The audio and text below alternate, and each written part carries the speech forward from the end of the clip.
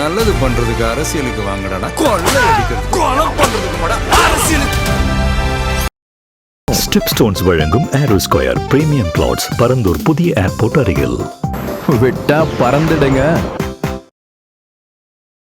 Lima rose வந்ததுக்கு அப்புறம் தான் அதிமுகலே இரண்டா பிளவுபடுவான பேச்சுவார்த்தை நடைபெறும். மொத்தமாக பார்க்க போனால் அதிமுகவை லீமா ரோஸ் கிட்ட கையில் தூக்கி பூங்கொத்து கொடுத்த மாதிரி கொடுத்துட்டாங்க. எடப்பாடி சசிகலாமா என்ன சொன்னார்? அந்த அம்மா தான் ஒரு பதவி தூக்கி கொடுத்து என்ன சொன்னார்? எந்த காலத்தையும் சசிகலாவுக்கு அதிமுக இடம் இல்லை சொன்னது யாரு? எடப்பாடி. இப்போ சி சண்முகம் சொல்கிறாரு எடப்பாடிக்கு எந்த அதிகாரமும் என்ன தூக்கிறதுக்குன்றாரு. இது ஒன்றும் புதுசாக நடக்கலையே. துரோகன்றது அதிமுக பார்த்து தான் நம்ம எல்லாம் கற்றுக்கின்ற பாடமே. பெரும் தோல்விக்கு காரணமே அது அதிமுகனா இருக்கட்டும் திமுகனா இருக்கட்டும், இவங்க அப்டேட் ஆகல. இளைஞர்களுக்கு யங்ஸ்டர்ஸ்க்கு இவங்க வாய்ப்பே கொடுக்கல. வாய்ப்பு யார் கையில் கொடுத்துருக்கான்? இளைஞர்கிட்ட கொடுத்துருக்கான். மொத்த பேர் எதிர்பார்த்து போட்டு விட்றான். மாற்றம் என்ன ஆகுது? இப்போ இவங்களாலே அடிமையாகவே இவங்ககிட்டே இருந்தால் எப்படி?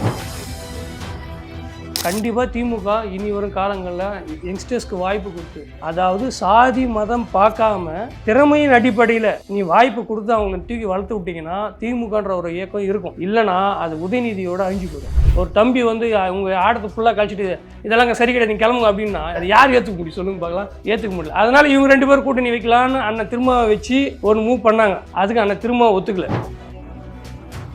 எடப்பாடி அதிகார போதை திடீர்னு உங்ககிட்ட இல்லைன்றது போதெல்லாம் உங்களால் விட்டுற முடியுமா? அதை நான் தான் அதிகாரத்தில் நிலைநாட்டினே இருக்கணும்னு நீங்கள் ஒரு நினைப்பு உங்களுக்கு வந்துச்சுன்னா அது உங்களை நீங்களே அழிச்சிக்கிற மாதிரி. AVK விடுதலை சிறுத்தைகளுக்கு அமைச்சரவையில் கேட்டால் கொடுப்பாங்க, இல்லைன்னு மறுக்க முடியாது. ஏன்னா அப்பேற்பட்ட தலைவர் இருப்பாங்க. ஆனால் இவரு வேணான்றாரு. என்ன காரணத்துக்காக வேணான்றாருன்னு தலைவருக்கு மட்டும் தான் தெரியும். அதாவது பணம் இருந்தால் தான் தேர்தலில் நிற்க முடியுன்ற ஒரு நிலையை தூக்கி விசிலடிச்சுட்டு வேலை செய்கிறதுக்கான மக்களுக்கு வேலை செய்கிறதுக்கான துணிவு உங்கள்கிட்ட இருந்தால் போதுன்ற ஒரு நிலையை கொண்டு வந்துட்டேன். இன்னைக்கு யங்ஸ்டர்ஸ் கொண்டு வந்துட்டான் இளைஞரெல்லாம். ஓடி விளையாடு ஓய்ந்திருக்கலாகாது. அதுக்கு தான் சூப்பர் சரவணா ஸ்டோர்ஸ்ல சம்மருக்கு ஆடைகள் வாங்கும் போது outdoor games free. Super Saravana stores summer கோடையை கொண்டாடலாம்.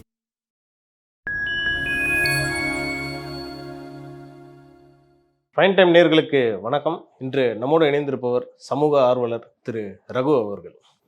வணக்கம் தோழர். வணக்கம் தோழர். ஓகே, அதிமுகவில் பார்த்தீங்கன்னா நீ பல்வேறு சர்ச்சைகள் போயிட்டுருக்கு. ஏற்கனவே இப்போ எடப்பாடி தலைமையிலான அணி, இப்போ எஸ்பி வேலுமணி தலைமையிலான அணின்ட்டு 2 பிளவு ஏற்பட்டிருக்கு. அதில் ஒரு தரப்பு தாவேக்காக்கு இப்போ சப்போர்ட் பண்ணிட்டு இருக்காங்க. அடுத்த கட்ட நகர்வுகள் என்ன இருக்கும்? குறிப்பாக இதில் இந்த பிளவுக்கு முக்கியமான காரணமே லீமா ரோஸ் அப்படின்ற ஒரு பேர் அடிப்படுது. இது எப்படி பார்க்குறீங்க? உண்மைதானே இதெல்லாம்? இல்லை, லீமா ரோஸ் வந்ததுக்கப்புறம் தான் அதிமுகலே இரண்டா பிளவுபடுவான பேச்சுவார்த்தை நடைபெற்று. அந்த அம்மா வாரி இருக்கிறத வாரி தூக்கி கொடுத்துருச்சு. அவங்ககிட்ட இல்லாத ஒன்றும் இல்லை, அந்த அம்மாக்கிட்ட எக்கச்சக்கமாகவே இருக்குது. நீங்களாக இருந்தாலும் சரி, நானாக இருந்தாலும் சரி, ஒரு இடத்துக்குள்ளே போகிறோம்னா நம்ம நிலைநாட்டி இப்போம்ல நம்ம தகுதி என்ன, நம்ம யாருன்றத அந்த அம்மா அந்த வேலையை பார்க்க ஆரம்பிச்சிச்சு. இருக்கிறதெல்லாம் தூக்கி வாரி அவனுக்கு சில்லறையெல்லாம் வாரி போடுவான். நம்ம ஆளுங்கெல்லாம் இந்த பக்கமாக எகிட்டாங்க. அவட்டு மொத்தமாக பார்க்க போனால் அதிமுகவை லீமா ரோஸ் கிட்ட கையில் தூக்கி பூங்கொத்து கொடுத்த மாதிரி கொடுத்துட்டாங்க. இல்லை, அது எடப்பாடி ஏன் கணிக்காமல் தவறிட்டார்ன்றது தான் கேள்விக்குறியாக இருக்குது. இல்லை, எடப்பாடி கிட்டே தான் மொத்த அமைச்சரும் பேசணும்னு அவசியம் இல்லைல்ல. விஜயபாஸ்கர் ஒரு பக்கங்கிறாரு, சி சண்முகம் ஒரு பக்கங்கிறாரு, வேலுமணி ஒரு பக்கம். எப்பவுமே 24 மணி நேரம் எடப்பாடி விட்டு உட்காந்து பேசணுப்பாங்க தலைவர்னு. இவங்களுக்குள்ளேயும் பேசுகிறாங்க. அது புதுசாக ஒன்றும் நடக்கலையே தோழர். எடப்பாடி சசிகலாமா என்ன சொன்னார்? அந்த அம்மா தான் ஒரு பதவி தூக்கி கொடுத்து என்ன சொன்னார்? எந்த காலத்தையும் சசிகலாவுக்கு அதிமுக இடம் இல்லை சொன்னது யாரு? எடப்பாடி. இப்போ சி சண்முகம் சொல்கிறாரு எடப்பாடிக்கு எந்த அதிகாரமும் என்ன தூக்கிறதுக்குன்றாரு. இது ஒன்றும் புதுசாக நடக்கலையே. மனுஷன் எதை அதிகாரம் அதை தான் அறுவடை பண்ணுவான். இப்போ நம்ம கண்ணீரில் தானே பார்க்குறோம். நீ அந்த அம்மாவை சொன்ன, நீ சி சண்முகம் ஒன்று சொல்கிறாரு உனக்கு எந்த அதிகாரமும் கிடையாதுன்னு. இது புதுசாக நடக்கலையே. அதிமுக துரோகன்றது அதிமுக பார்த்து தான் நம்ம எல்லாம் கற்றுக்கின்ற பாடமே. ஏன்னா தொடர்ந்து இத்தனை தேர்தலை பார்த்துட்டு இது 12 13 தோல்வியை சந்திச்சுட்டு இருக்காங்க. அப்போ அவருக்கே ஒரு மனசு உறுத்தணும்ல. ஓகே, நம்ம தலைமை சரியில்லை, வேற ஏதாவது ஒரு அப்டேட் பண்ணணுமன்ற அந்த எண்ணமே இல்லையா அவருக்கு? இல்லை, அப்டேட் ஆகாது. இந்த பெரும் தோல்விக்கு காரணமே அது அதிமுகனா இருக்கட்டும் திமுகனா இருக்கட்டும், இவங்க அப்டேட் ஆகலை. இளைஞர்களுக்கு யங்ஸ்டர்ஸ்க்கு இவங்க வாய்ப்பே கொடுக்கல தோழர். ஒன்று. ரெண்டாவது இவங்க என்ன எடுத்துகிட்டு இருக்காங்கன்னா, அப்பா அமைச்சராகணும், புள்ள எம்எல்ஏ ஆகணும், அப்பா எம்எல்ஏ ஆகணும், புள்ள எம்பி ஆகணும். ஆனால் அடிமட்டத்தில் வேலை செய்கிறவன் தொண்டனுடைய புள்ளியோ இல்லை அடுத்த கட்ட ஜெனரேஷனே இவங்க யாருமே வளர்த்து உள்ள. இதுதான் திமுக அதிமுக மிகப்பெரிய அடி. இது ஒரு பாடமும் கூட அவங்களுக்கு. அந்த பாடத்தை தான் இவங்க சரியாக கணிச்சு தாவேக்கா இந்த வாட்டி வெற்றி பெற்றிருக்காங்கன்னு நினைக்கிறீங்களா? இல்லை, ஆமாம், நிச்சயமா. தாவேக்காவில் ஃபுல்லாக யங்ஸ்டர்ஸ், இளைஞர்கள் தான். எல்லாம் ஏங்க 29 வயசு அந்த பிள்ளைக்கு அமைச்சர் பதவி கொடுத்துருக்காங்க. எந்த ஆட்சியில் என் சீனியர் உங்க காலேஜ்ல.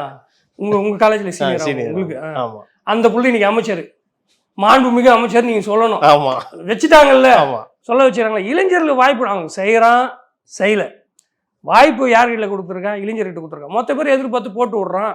மாற்றம் வரட்டும் என்ன ஆகுது இப்போ? இவங்களாலே அடிமையாவே இவங்ககிட்டே இருந்தா எப்படி? திமுக அதிமுக ஒரே ஸ்ட்ராட்டஜி தான் தோல. ஆமா ரெண்டும் ஒரே கூட்டணி தான். ரெண்டுமே ஒரே திராவிட பாரம்பரியம். கட்சிக்கு பாரம்பரியம் சேர்ந்தது தான் அது. இருந்தாலும் நேற்று வந்து ஒரு மாவட்ட செயலாளர் கூட்டத்தில் ஸ்டாலின் அவர்கள் ஒன்று சொல்றாரு. என்னன்னா, நம்ம பல தப்பு பண்ணிட்டோம், இந்த தப்புக்கு எல்லாமே நான் காரணம் எடுத்துக்கிறேன் அப்படின்னு சொல்லி பல விஷயத்தை நம்ம அப்டேட் பண்ணணும். சமூக வலைதளத்தில் இனிமேல் நீங்க அரசியல் பேசுங்கன்னு சொல்றாரு. அவர் இதுக்கப்புறம் அப்டேட் ஆயிட்டாரு, நம்ம எடுத்துக்கலாமா? இல்லை, இது அப்டேட் நீ ஆகலைன்னா கட்சி இருக்காது. எடுத்துக்கணும்னு இல்லை, நீ ஆவீங்களா இல்லை, உனக்கு காலம் தள்ளிடுச்சு. அந்த பக்கம் காலமே உங்களை வந்து அப்டேட் ஆக சொல்லி தள்ளி விட்டுடுச்சு. இதுக்கப்புறமா நீங்கள் அப்டேட் ஆகலைன்னா இங்கே வந்து உங்கள் ஸ்டேபிளாக நிற்க முடியாது திமுகவால்.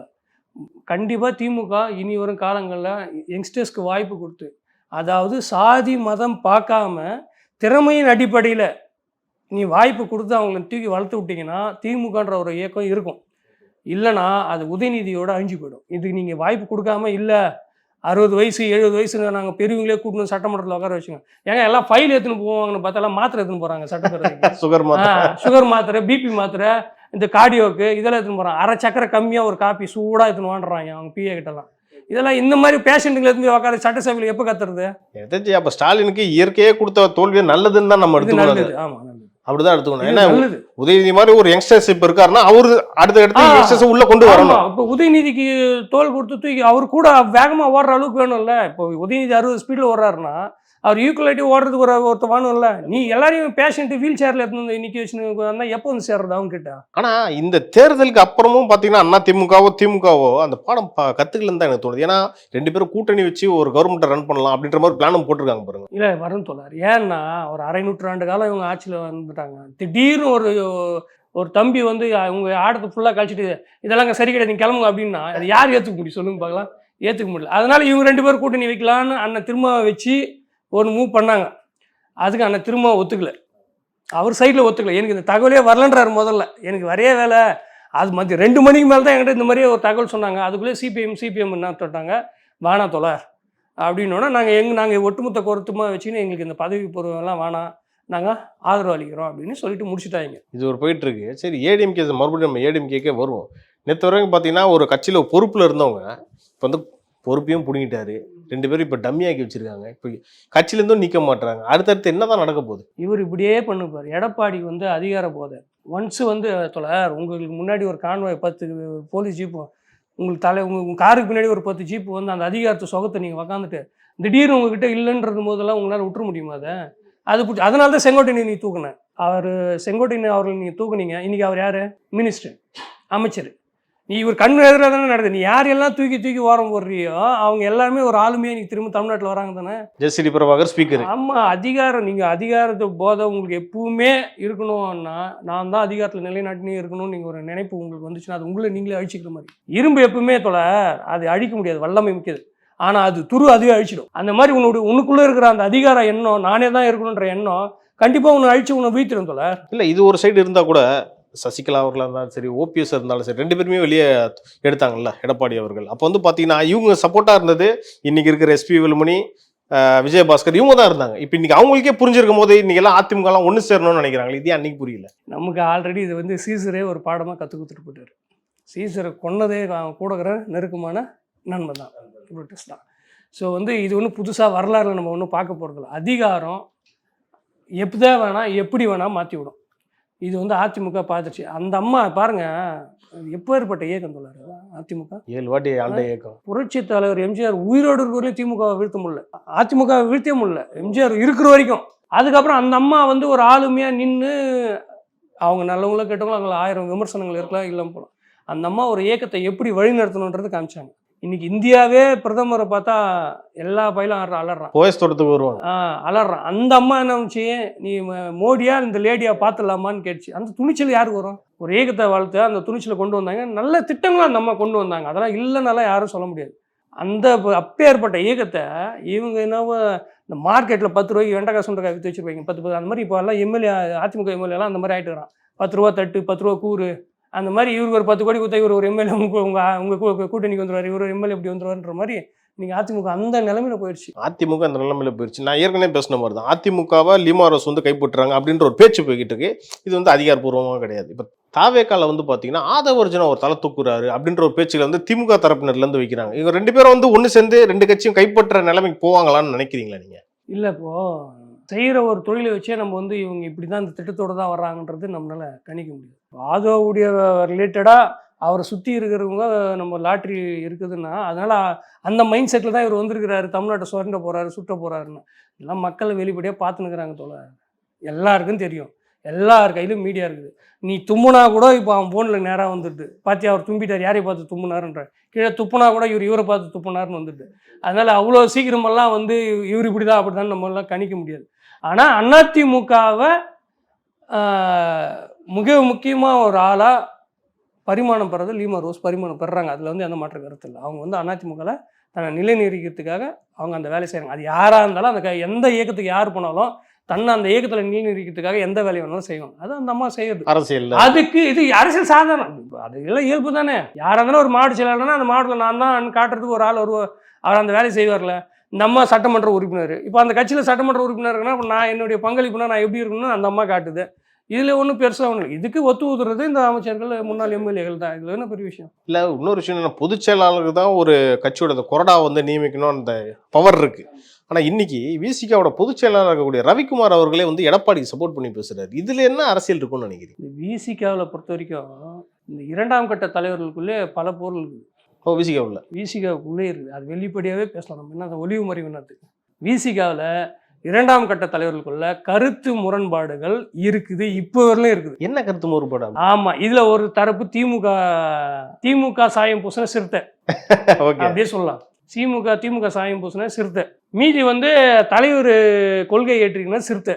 இன்னும் சில சிறுத்தைகள் எந்த பக்கம் பாயிருதுன்னே தெரியாம அது பாட்டுன்னு கம்முன்னு பார்த்துன்னு இப்படி ஒரு சிறுத்தைகள். அதனால ஆளுக்கு கருத்து சுதந்திரம் விடுதலை சிறுத்தைகள் கட்சியில இருக்குது. ஆமாம், இதை கரெக்ட் பண்ணுற இடத்துல திருமாவளவன் இருக்கணும்ல, அவர் என்ன பண்ணுறாரு? தலைவர் வந்து எப்பவுமே பாருங்க, அவருடைய பண்பே இதுதான். ஜனநாயகத்துக்கான ஒரு கட்சி, யார் வேணால் கருத்து சுதந்திரம் யார் வேணாலும் பேசலாம். இப்போ நானே கூட ஒரு ப்ரெஸ் மீட் வச்சு தாவேக்காவோட கூட்டணி வைங்க தலைவரே நானே கூட சொன்னேன், ப்ரெஸ் மீட் வச்சு சொன்னேன். அதே அதிமுகவில் ஒரு பொதுச் செயலாளர் கேட்காம ஒரு ப்ரெஸ் மீட் ஒரு மாவட்ட செயலாளர் கொடுக்க முடியுமா? கொடுங்க. திமுகவில் கொடுக்க முடியுமா? தமிழக வெற்றி கழகத்தில் இவர் அண்ணன் புசியானந்த் தவிர வேறு யாராவது கொடுக்க முடியுமா? ஆனால் விடுதலை சிறுத்தைகளில் நான் கொடுத்தேன். அது வந்து தலைவர்கிட்டையும் போச்சு, தலைவராக அதை பார்த்துட்டாரு.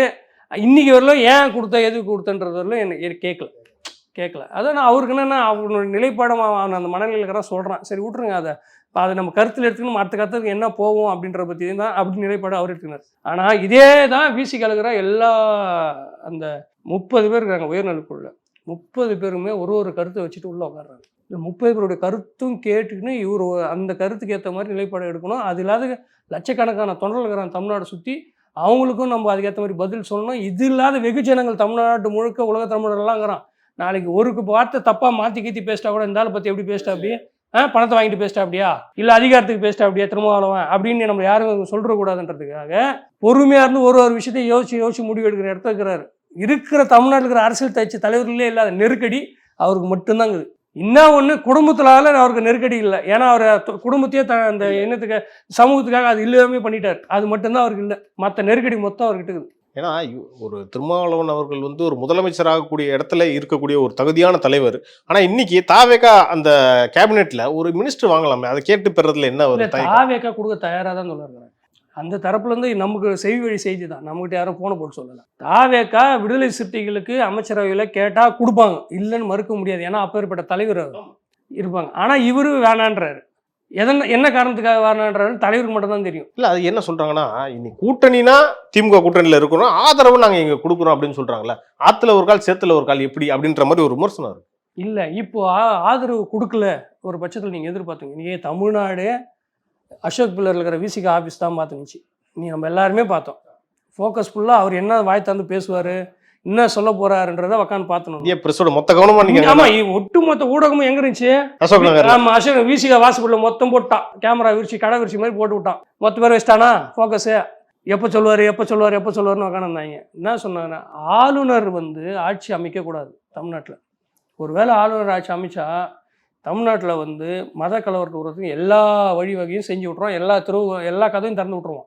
ஒன்று பிஜேபியோட அஜெண்டாவை தமிழ்நாட்டில் நிறைவேறதுக்கான எல்லா சாத்தியங்களும் இந்த 6 மாதத்துல பண்ணி முடிச்சிருவாங்க. அவங்களுக்கு நீ 1 மாதம் கொடுத்தா கூட போதும், 6 மாதத்துல பண்ணி முடிச்சிருவாங்க. இதெல்லாம் கருத்தில் கொண்டு தான் ஒரு ஸ்டாலின் வந்து என்ன சொல்கிறாரு, சரி பரவாயில்ல நீங்கள் ஆதரவு கொடுங்க அவங்களுக்கு, நம்மளுக்கு ஆளுநர் ஆட்சி தேவையில்லை, நம்ம வந்து களத்தில் நின்று பார்த்துக்குவோம், அடுத்த கட்ட அரசியல் என்னன்னு அது பார்த்துக்குவோம்னு சொல்லிட்டாங்க. அதே மாதிரி தான் சிபிஐ சிபிஎம் விடுதலை சிறுத்தைகள் இவங்க 3 பேருமே ஒத்த கருத்தில் நிற்கிற ஒரே ஆளுங்க. எந்த பக்கத்துலையும் ஆமாம், இவங்க 3 திசையும் ஒரே மாதிரி தான் இருக்கும், ஒத்த கருத்துள்ள ஆட்கள். என்ன சொல்கிறாங்க, ஆளுநர் ஆட்சி வேணால் நாங்கள் வந்து தாவேக்காக வெளியிலேருந்து ஆதரவு கொடுக்குறோம். காங்கிரஸ் மாதிரி சொல்லாமல் ஓடுறாங்க. ஸோ போய் தெரிஞ்சோன்னா ஆளை காணும், 10 கூட 10 கூட ஆளை காணுன்ற கதையா சொல்லாமல் கொள்ளாமல் ஓடி போய் தாவேக்கால போய் நின்றுக்கிட்டு ஏன் போகிறது வந்து தப்பு இல்லை, அதாவது கட்சியுடைய சுதந்திரம் போங்க. ஆனால் ஒரு கட்சியில் நின்று அவங்க கூட நின்று ஒரு ஒத்துழைமையாக நின்று சாப்பிட்டு கிப்பிட்டு கொண்டுட்டு நீ எல்லாத்தையும் சுற்றி ஒரு 5 தொகுதி உனக்கு விட்டு கொடுக்குறாங்க, ஒரு வார்த்தை சொல்லிட்டு கூட போயிருந்துக்கலாம். ஒரு நாகரிகமாக இருக்கும். ஒரு நாகரிகம் தான் அரசியல் தானே தோழர், யாரும் தானே நாகரிக அரசியல் தானே. சொல்லிட்டு இல்லைங்க நாங்கள் எங்கள் கட்சி நிலைப்பாடு இதுவாகுது, நாங்கள் அங்கே போகிறோம், ஒன்றும் பிரச்சனை சொல்லிட்டாவது போயிருக்கலாம். சரி அவங்க போய் சேர்ந்துட்டாங்க. இப்போ இவங்களுக்கு இந்த நிலைப்பாடு இருக்குது. இதில் வந்து விசிகா தலைவர் தான் இம்பார்ட்டன்ட். ஏன்னா அவர் தான் கேம் சேஞ்சர்ன்றது எல்லாருக்குமே தெரியும் தமிழ்நாடு அரசியல். கிங் மேக்கராக இருப்பார். ஆமாம், அவர் சொல்கிறது தான். இப்போ சிபிஎம்க்கு அவர் தான் சொன்னார், அவர் கேட்டுன்னு தான் இவங்களே ஆதரவு கொடுத்தாங்க. என்ன தொழிலாளர் பண்ணிட்டேன்னா நீங்கள் முதல்ல கொடுத்துருங்க, நான் வந்து பின்னாடி பார்க்குறேன் அப்படின்னு சொல்லி விட்டுட்டார். முதல்ல கொடுத்தாச்சு. இப்போ எல்லாருக்கும் தெரியும் விசிகா ஓட்டுறது தான் சிபிஎம் வருன்றது. சரி ஓகே, போயாச்சு, கொடுத்தாச்சு, ஆதரவும் கொடுத்துட்டாங்க. இப்போது தாவேக்கா ஸ்டார்ட் பண்ண ஆரம்பிச்சிட்டாங்க. இதில் இல்லாத நம்ம லீமா ரோசாக்காவுடைய அணியும் தாவேக்காக்கு போயாச்சு. ஒரு பெரும்பான்மை மிக்க ஆட்சியை இன்னைக்கு நடத்த ஆரம்பிச்சிட்டாங்க. இப்போ விஜய் அவர்கள் முதலமைச்சராகி ஏறக்குறைய ஒரு 4-5 நாள் ஆகுது. இன்னைக்கு வரைக்கும் அவருடைய செயல்பாடுகள் எப்படி? இல்லை, வந்த முதல் கையெழுத்தே போட்டார் 200 யூனிட்னு. அது ஒரு விமர்சனத்துக்கு எடுத்துன்னு வந்தாங்க. 500 யூனிட்டுக்கு உள்ள இருக்கிறவங்களுக்கு தான் 200 யூனிட் ஃப்ரீன்னு. இது வந்து தேர்தல் பிரச்சாரத்தில் எங்கேயுமே சொல்லலை. ஆனால் இன்றைக்கி இருக்கிற சூழலுக்கு ஏற்ற மாதிரி நான் இவளுக்கு இப்போ கொடுக்குறேங்கன்னு வெளிப்படையாக சொல்லிட்டார். ஒன்று, ஒரு 717 மதுபான கடைகளை மூடிட்டாங்க. 2வது, நேற்று வந்து விளையாட்டுத்துறை அமைச்சர் ஆதவ அர்ஜுனா அவர்கள் என்ன சொல்கிறாருன்னா, வெளிப்படையான நிர்வாகம் இங்கே நடக்கும், அரசு ஊழியர்களையோ அரசு அலுவலர்களையோ தாவேக்காவினர் வந்து தலையிடவே கூடாது. எந்த டெண்டருக்காரன் வந்துக்கிறான் கமிஷன் நீங்கள் பார்த்துருக்கீங்களா, அதிமுக திமுகலாம் இயல்பாக நடக்கும். 30% குத்தி ஆகணும், இல்லை 40% குத்தி ஆகணும். ஒருத்தர் அப்படியே படிநிலையாக வரும், மாவட்ட செயலாளர், அப்புறம் தொகுதி செயலாளர், ஒன்றிய செயலாளர், அப்புறம் வட்டம், அப்புறம் கிளை வரைக்கும் வரும். காசு வரும் தோழர். நான் எல்லாம் கண் கூட பார்த்துருக்கேன். நான் கூட இருந்த ஆள் நல்லா டெண்டர் எடுக்கிறவங்கட்டெல்லாம் எப்படி பேசுவான் திமுக காரங்க, அதிமுக காரன் எப்படி பேசுவான்றதெல்லாம். திமுக காரங்க வந்து டேன்னுவான், அதிமுக ஏம்பான்னுவாங்க. இவர் 2 வித்தியாசம். அவ்வளோதான். என்னையா அப்படின்றது திமுக, ஏம்பா என்னப்பா அப்படின்றது அதிமுக. கொஞ்சம் அவ்வளோதான், இவ்வளோதான் டிஃப்ரெண்ட். அதெல்லாம் இவங்க அந்த இதுலேருந்து படிநிலையெல்லாம் நமக்கு தெரியும். அதெல்லாம் வாங்கியிருக்கிறாங்க. அரசியல் பண்ண முடியும். ஏன்னா ஓட்டுக்கு காசு கொடுக்கணும், மக்களும் வாங்கி பழகிட்டான், அவனுக்கு பணம் கொடுக்கணும். அது எங்கேருந்து வாங்கணும், இவங்கிருந்து வாங்கி கொடுக்கணும். இப்படி கொடுத்தா ஆட்சி நடத்த முடியுன்ற நிலை தான் இருந்துச்சு. ஆனால் இப்போ எப்படி ஆயிடுச்சுன்னா, தமிழ்நாட்டில் வரலாற்றிலே பணம் கொடுக்காம தொகுதிகளை ஜெயிக்க முடியுன்ற நிலைமை இன்னைக்கு வந்துடுச்சு. இது ரொம்ப ஐயா, நீங்கள் நடக்கிற தாவேக்கா வருங்காலங்களில் பண்ணலை. ஆனால் இப்படி ஒரு நிலையை மாற்றிட்டாங்க பாருங்கள். பணம் கொடுத்தா தான் ஓட்டுன்ற நிலையை மாற்றி தூக்கி தூரமாக ஓடிச்சுட்டு, 2வது இந்த சாதி மதங்களுக்கு இடம் கொடுக்காம எந்த வேட்பாளர் எல்லாம் அவர் யார் கை கட்டுறாரு அவர் வேட்பாளர். விஜய் தான் வேட்பாளர். அவள்தான் வேட்பாளர். நீ யாருனாரு, நீ தாழ்த்தப்படனாரு, முஸ்லீமாரு, இந்துவாரு, கிருஷ்ணர், அதில் நீ யாருன்னு நான் சொல்கிறேன்னா வேட்பாளர் அவன் ஜெயிச்சிட்ட போயிட்டான். ஓட்டு போட்டவெல்லாம் சாதி பார்த்தா ஓட்டு போட்டான், மதம் பார்த்தா ஓட்டு போட்டான். அவன் பார்த்தா விசிலு தாவேக்கா தளபதி விஜய் போடுறான்னு போட்டான். அந்த உங்கள் காஸ்டியூமில் தான் வந்தாங்க இன்னைக்கு ஃபுல்லாக பல பேர். அந்த மாதிரி தமிழ்நாட்டு அரசியல்ல இது இந்த மாதிரி ஒரு நிலைப்பாடுன்றது வந்து, அதாவது பணம் இருந்தால் தான் தேர்தலில் நிற்க முடியுன்ற ஒரு நிலையை தூக்கி விசிலடிச்சுட்டு வேலை செய்யறதுக்கான, மக்களுக்கு வேலை செய்யறதுக்கான துணிவு மட்டும் இருந்தால் போதுன்ற ஒரு நிலையை கொண்டு வந்துட்டான். இன்னைக்கு யங்ஸ்டர்ஸ் கொண்டு வந்துட்டான், இளைஞரெல்லாம். அவன் யோசிச்சுதான். பாதி பேர் சொல்கிறான் இல்லையா, அவன் வந்து பகுத்தறிவு இல்லாமல் பண்ணுறான், பாதி பேர் அணிலு கிணிலு என்னென்னவோ சொல்கிறானுங்க. எல்லாம் படிச்சு ஐடியில் வேலை செய்கிறவன் தான் ஓட்டு போட்டான். நான் படிக்காமல் ஓட்டு போட்டான். எல்லாம் படித்தவங்க டபுள் டிகிரி முடிச்சவன் தான் ஓட்டு போட்டான். என்னுடைய நண்பர் PhD முடிச்சுக்கிறான், அவன் தான் ஓட்டு போட்டிருக்கான். அவன் ஒரு மாற்றத்தை 1967 திராவிட முன்னேற்ற கழகம் ஆரம்பிச்சிச்சு. CN அண்ணாதுரை ஆச்சு. அன்னைக்கு ஏதனா ஏழைகளின் சின்னம் உதயசூரியன். 2026 இன்னைக்கு கூட இப்போ கிராமத்தில் செவத்துல ஏழைகளின் சின்னம் உதயசூரியன் இருக்கும். அப்போது 67லேருந்து 26 வரைக்குமா ஏழையாவே வச்சுட்டு இருப்பேன். இப்போ இது எவனா ஒருத்தன் படித்தானா அவனுக்கு எவ்வளோ கடுப்பாகும். சுயமாக சிந்திக்கிறோம், யோசிக்க மாட்டானா. என்னடா இன்னுமாடா ஏழைகளின் சின்ன உதயசூரியன், நாங்கள் இன்னுமாவே ஏழையாகிறது, தூக்கி போடுறான்னு போட்டான். ஒரு மாற்றத்தை வரணும்ட்டு. ஆனா திமுக காரங்க சொன்ன விஷயம் என்னன்னா, கிராமத்துல எங்கேயுமே வந்து விஜய் மூஞ்சி கூட தெரியாது, விஜய் கட்சி பேர் கூட தெரியாது அப்படின்னு பார்த்தா, நீ எல்லா கிராமத்துலயும் விஜய் ஜெயிச்சிருக்காருங்க. நம்பவே முடியலங்க. அமைச்சர் வீட்டில் இருக்கிறவங்களே தாவேக்காக்கு ஓட்டு போட்டுருக்காங்க. இது கூட கொடுமை என்ன இருக்குது? கண்டிப்பா. அமைச்சர் வீட்டில் இருக்கிற எம்எல்ஏ சட்டமன்ற உறுப்பினர் வீட்டில் இருக்கிறவங்களே போய் தாவேக்காக்கு ஓட்டு போட்டு வரான், நாங்கள் தளபதி ரசிகர்ன்ட்டு. இப்படி இருக்கும்போது நீங்க எப்படி கிராமத்துல போய் சேரலன்னு விஜய் சொன்னது உண்மைதான் போல. உங்க வீட்டுக்கு போயிட்டு தான் நான் கட்சி நீங்க ஆரம்பிச்சிருக்கேன். தானங்க சன் பிக்சர்ஸ் வச்சு ஊரு ஃபுல்லா எடுத்து போய் ப்ரொமோட் பண்ணீங்க. எத்தனை படம் எடுத்திருப்பீங்க? அவ்வளோ ரெட் ஜாயின் மூவிஸ் சன் பிக்சர்ஸ் விஜய் எடுத்திருப்பீங்க. நீங்க தானே பட்டி தொட்டியெல்லாம் எடுத்துன்னு போய் சேர்த்துது. இப்போ இது விஜய் யாருன்னே தெரியாது கிராமத்தில் இருக்கிறவங்களாக்கா எப்படி அதை ஏற்றுக்க முடியும்? அதே மாதிரி அன்னைக்கு கூட சட்டமன்றத்தில் பார்த்தீங்கன்னா உதயநிதி அவர்கள் பல விஷயம் பேசினாரு. நீங்க வெறும் வாங்கினது 35% தான், உங்களுக்கு எதிராக இன்னைக்கு 65% இருக்காங்க அப்படின்னு ஒரு விஷயத்த சொன்னார். நான் கேட்குறேன், இத்தனை வாட்டி இவ்வளோ தேர்தல் நடந்திருக்கு, திமுக என்னைக்காவது 35-40 தாண்டி இருக்கா?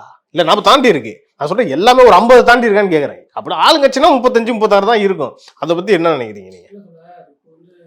தாவேக்காவுக்கும் இது வந்து எனக்கு தெரிஞ்சு தாவேக்கா கூட இந்த வாக்குப்பதிவு இந்த எம்எல்ஏகள் தேவைதான். அதுக்கு மேலே கூட கூடுதலாக போயிருக்கக்கூடாது. ஏன்னா கூட்டணியில் இருக்கு. நான் சொல்கிறேன், ஒரு கடிவாளம் இருக்கணும் போல. நீ எப்படி ஓடுன்னு எனக்கு எப்படி தெரியும்? அது மொதல் வாட்டி வந்து நீ வந்து புது குதிரை, நீ ரேஸில் நிற்கிற, நீ ஓட போகிற ரைட்டு, நீ எந்த திசையில் ஓடுவ? உன் மைண்ட் செட்டில் அந்த குதிரையினுடைய மனநிலையில் என்ன இருக்குன்றதுக்கு இங்கே உக்காந்துக்கிறவனுக்கு எப்படி தெரியும்? ஸோ நீ நாங்கள் ஓடு, நான் உன் கூடவே விடுறேன். ஆனால் நீ திசை மாறாமல் இருந்தால் நான் உன்னை பார்த்துக்கிறேன், உன்னை வழி நடத்துறேன். அதுக்கு சிபிஎம் வந்து நல்ல கரெக்டான நல்ல கரெக்டான ஆளுங்க, விசிகாவும் கரெக்டான ஆளுங்க தான். அது அந்த இந்த இந்த இந்த இது தேவை தான். அதே நேரத்தில் வந்து தாவேக்காவுக்கு எதிர்த்து இப்போ 108 தொகுதி நீ ஜெயிச்சிருக்கீங்கன்னா, உங்களை எதிர்த்து மீதி 100க்கும் மேற்பட்ட தொகுதிகள் உங்களுக்கு எதிராக நிலைப்பாட்டில் மக்கள் இருக்கிறான். நம்ம இதையும் கருத்தில் கொள்ளணும். அப்போ நீ அடுத்த கட்ட தேர்தலுக்கு நம்ம நகரும் போது என்ன பண்ணோம், அந்த மக்கள் மனங்களையும் வெல்ற மாதிரி நம்ம ஆட்சி செய்யணும். அதுக்கு இந்த 5 வருஷம் டெஸ்டிங். ஆமா, இது இருக்கணும் தோழர். எல்லாருக்குமே வந்து பரீட்சைன்றது இருக்கணும். அப்பதான் வந்து நம்மள அப்டேட் பண்ணி போக முடியும். 234 தொகுதியும் தூக்கி உங்க கையில கொடுத்துட்டேன், நீங்க எப்படி ஆட்சி செஞ்சாலும் ஒன்றும் யார் இருக்கா? நீங்க ஆர்எஸ்எஸ் சித்தாந்தமோ இல்ல பிஜேபி உடைய கொள்கை கோட்பாட்டுக்குள்ளேயோ உள்ள கொஞ்சம் போறீங்க, அவ்வளவு வரீங்கன்னா இது கேட்பார் யார் இருக்கா? கண்டிப்பா. அப்போ இந்த மாதிரி நிலைப்பாடு தமிழ்நாட்டு அரசியலுக்கு நல்லதுதான், ஆரோக்கியமான அரசியல் தான். எல்லாருக்குடைய கருத்துரிமைக்கும் நீங்க வந்து செவி சாய்க்கிற இடத்துல இருக்கிறீங்க. விசிகா சொல்றது இப்போ நீங்க கேட்கணும், கேட்டே ஆகணும், வேற வழி இல்லை, நீங்க கேட்கணும். அதே மாதிரி கம்யூனிஸ்ட் கட்சிகள் சொல்றதும் கேட்கணும். அந்த நிலையில் இருக்கும்போது இது ஒரு ஆரோக்கியமான அரசியல் தான். இல்லை இது அது இந்த 5 நாள்லேயே புரிஞ்சிருச்சுன்னு நினைக்கிறேன். ஏன்னா அந்த ஜோசியர் ராதன் பண்டிட் அவர்களை நியமிச்சாங்க. விசிகா, கம்யூனிஸ்ட், முஸ்லீம் லீக் எல்லாருமே ஒரு கண்டனம் தெரிவிச்சாங்க. உடனே அவர் வாபஸும் வாங்கிட்டாரு. இது ஒரு இனிஷியல் ஸ்டேஜ்ல கரெக்டாக பார்க்குறீங்களா? அதை இல்லை இவங்க சொன்னதை இவர் வந்து அந்த சொல்றதை கேட்குற இடத்துல இருக்கிறார் முதல்வர். மற்றவங்க யாருன்னா நான் சிஎம், நீங்க எனக்கு சொல்றது தலைவனை தொடர் அந்த நாற்காலியில் போய் யார் உக்காந்தாலும் அது மகுடம் சூட்டப்பட்ட இடம். நான் சொல்றது தான் நான் சொன்னேன் இப்படின்னா தமிழ்நாடு மொத்த இதுவுமே நான் என்னால் ஆட்சி செய்ய முடியும். காலையில இருந்து கொண்டு வந்து முடியும். எல்லா துறையும் என்கிட்ட தானே இருக்குது. அப்படி இருக்கிற ஒரு மனுஷங்கிட்ட வந்து நம்ம ஒரு விஷயத்த சொல்லும் போது அவர் அதை கேட்டுட்டு சரி நான் பரிசீலிக்கிறேன், இப்போதைக்கு இதை நான் எடுத்துடுறேன் அப்படின்னு சொல்லிட்டு எடுத்துடுறாரு. அதெல்லாம் வாபஸ் சொல்றேன். இது நல்ல அரசியல் தான். நல்ல அரசியல். ஓகே, விஜய் அவர்களுக்கு இந்த 5 வருஷம் இருக்கக்கூடிய சிக்கலை என்ன இருக்குன்னு நீங்க நினைக்கிறீங்க? நிறைய சிக்கல் இருக்கு. ஏன்னா இவர் கொடுத்துருக்கிற வாக்குறுதிகள், தமிழ்நாட்டில் இருக்கிற பட்ஜெட்டு, தமிழ்நாடுடைய கடன், அந்த தமிழ்நாடு கடன் கட்டுற வட்டி, இதெல்லாம் நம்ம கணக்கு போட்டு பார்த்தோம்னா இவர் எப்படி கொடுப்பாருன்றது எங்கேயே போகுது தோழர். கிட்டத்தட்ட ஆண்டு ஒன்றுக்கு நம்ம 3 லட்சம் மேலே 3 லட்சத்துக்கு மேற்பட்ட கோடிகள் நமக்கு தேவைப்படுது தமிழ்நாடு பட்ஜெட். இவர் போட்டுருக்கு 7 லட்சத்துக்கிட்ட போயிடும். கடனே 10 லட்சம் கோடி இருக்கு. 10 லட்சம் கடன் போயிட்டு இருக்கு. 200 கோடி ரூபா வட்டி போயிட்டு இருக்கு. இப்போ இந்த சூழல் இருக்குது. இப்போ வந்து 6 சிலிண்டரு 2500 ரூபா, மாமன் சீரு, அண்ணன் சீரு, அதுல தாய் மாமன் சீரு, அண்ணன் சீரு, அது இதுன்னு போயிட்டுங்களா. அது இல்லாத முதியோர்களுக்கு வந்து 3000 ரூபாய் பென்ஷனு, இது ஒரு 2500 ரூபாய். அப்புறம் படிச்சுட்டு வேலை வாய்ப்பு இல்லாத இருக்கிறவங்களுக்கு 4000 ரூபாய். ஒரு குடும்பத்துல இது எல்லாமே இருக்கிறானே. ஒரு குடும்பத்துல கேள்விங்குது, குமரிங்கிறா, வேலை படிச்சுட்டு சும்மாவுங்கிறாங்கிறான். இவனுங்களுக்கே நீங்க வந்து 7500 ரூபாய் கொடுத்து விட்டுறீங்களா? ஒரு குடும்பத்துக்கே ஒரு 5000-20,000 தேவைப்படுது போல மாசத்துக்கு. ஒரு குடும்பத்துக்கு மட்டும் தமிழ்நாட்டுல நீங்க 10,000 நீ கொடுக்குறது வருதா இல்லையா?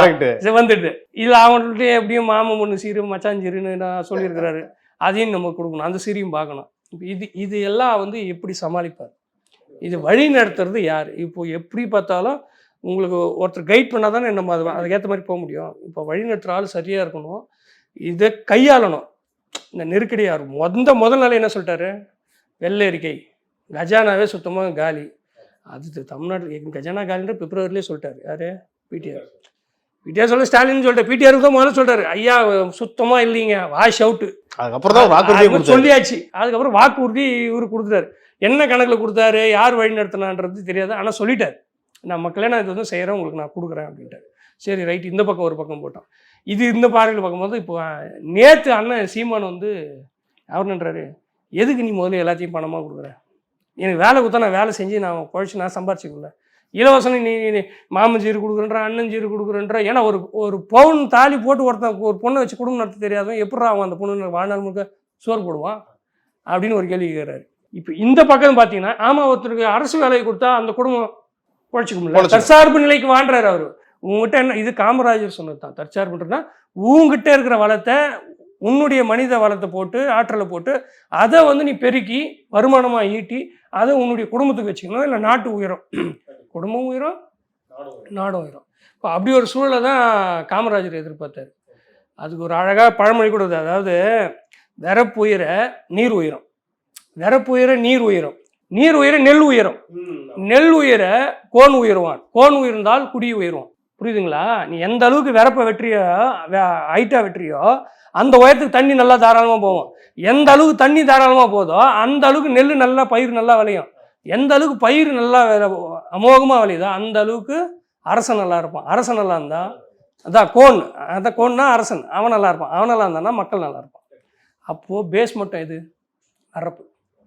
நீங்கள் போடுற பட்ஜெட்டு கணக்கு, இந்த இவ்வளோ கோடி மக்கள், இத்தனை கோடி இளைஞர்கள் இருக்கிறான், இவங்களுக்கான வேலை வாய்ப்பு, இவங்களுடைய எதிர்காலம், இது எல்லாத்தையும் நீங்கள் கருத்தில் கொண்டு நீங்கள் போடுற வழி நடத்துகிற ஒரு விஷயந்தான் இந்த நாடு நல்லா வளம் பெறதுக்கான வாய்ப்புகள் இருக்குது. இது சாதாரண விஷயம் இல்லை. இப்போ இவர்கிட்ட கொடுத்துக்கிற பொறுப்புன்றது வந்து மிகப்பெரிய பொறுப்பு, மிகப்பெரிய பொறுப்பு. தோழர், சுற்றி எதிரிகளால் பட சூழப்பட்டு இப்போ இவர் ஒருத்தர் தான் வாழ்த்துக்கு நின்றுக்கிறாரு. கண்டிப்பாக போர் செஞ்சு தான் ஆகணும், வேறு வழியே இல்லை, வேறு வழியில் தெரிஞ்சுதான் வந்திருக்காரு. ஆமாம், தெரிஞ்சுதான் வந்தார். களம் கடுமையான களம், தெரிஞ்சுதான் கத்தி தூக்கின்னு வந்தாச்சு. வேலு கீழ் எல்லாம் மொத்தம் சுற்றி பிடிச்சி நில்லாம் நின்னாச்சு. சண்டை செஞ்சு தான் ஆகணும், வேறு வழியில். இப்போ அதுக்கு திட்டமிடுதல் தான் அரசு நடத்துறதுலே இருக்குது. ஓகே, பார்ப்போம், பொறுத்திருந்து பார்ப்போம். இப்போதான் வந்து ஒரு வாரம் தான் ஆயிருக்கு இந்த தாவேக்கா அரசு அமைஞ்சு. அவங்கள அடுத்தடுத்த நாட்களில் என்னென்ன திட்டங்கள் கொண்டு வராங்கன்றதை பொறுத்து அடுத்தடுத்த நிகழ்ச்சிகளை நம்ம இன்னும் டீட்டெயிலாக பேசலாம். நன்றி தோழர். நன்றி.